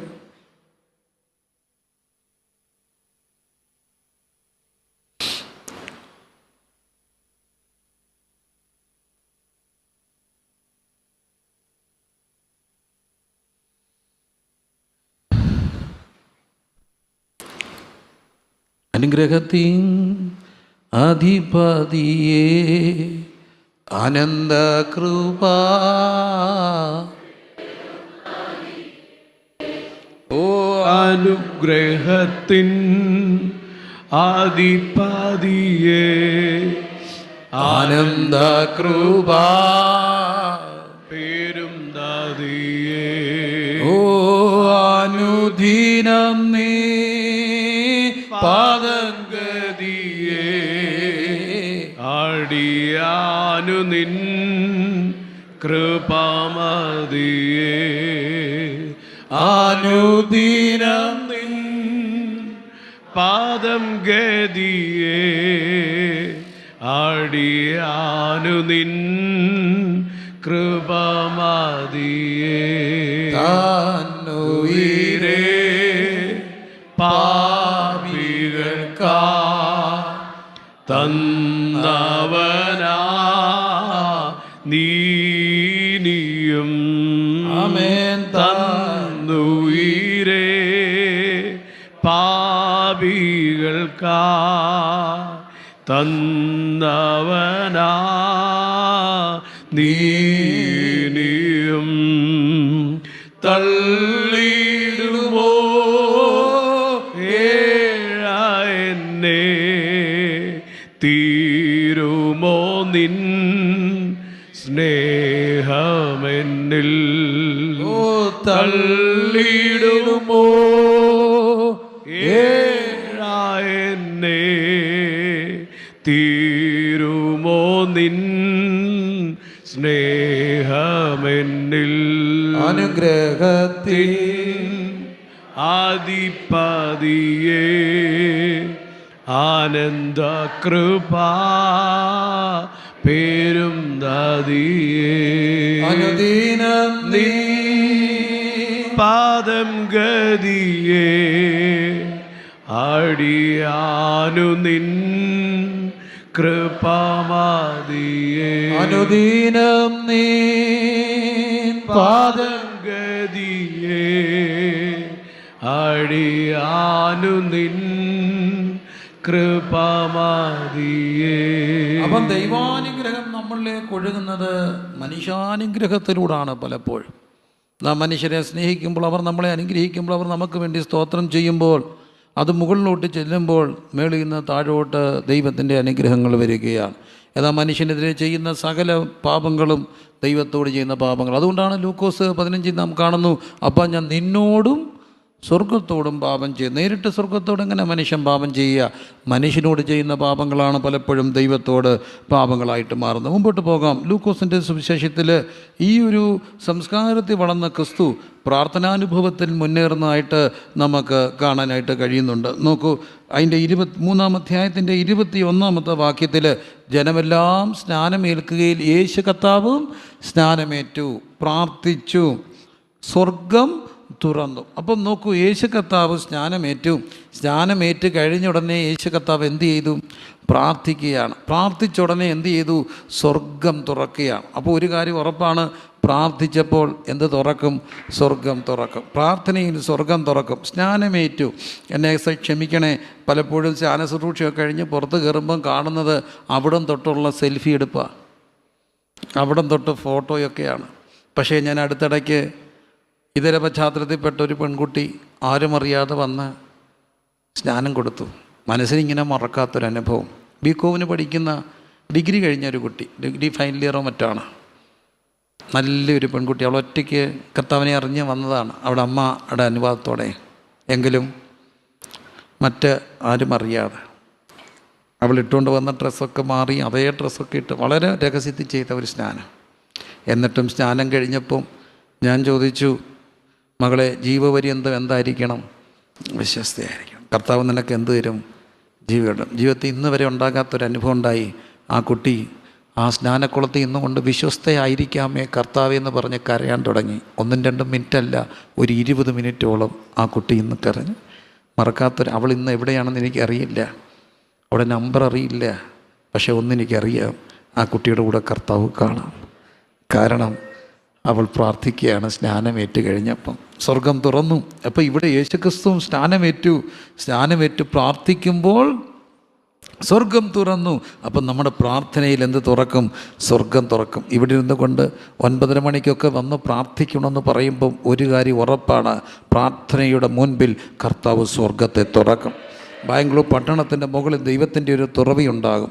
ലോകത്തിലെ പ്രത്യേകത നിറഞ്ഞ പട്ടണത്തിൻ്റെ ഒരു സംസ്കാരമായി ഈ പട്ടണം മാറുമ്പോൾ ഇവിടെ ഇങ്ങനൊരു സഭയെ ദൈവം ഉയർത്തി പ്രാർത്ഥിപ്പിക്കുന്ന എന്തിനാണെന്നറിയാമോ? പട്ടണഭൂതങ്ങളെ ജയിക്കാൻ വേണ്ടിയാണ്.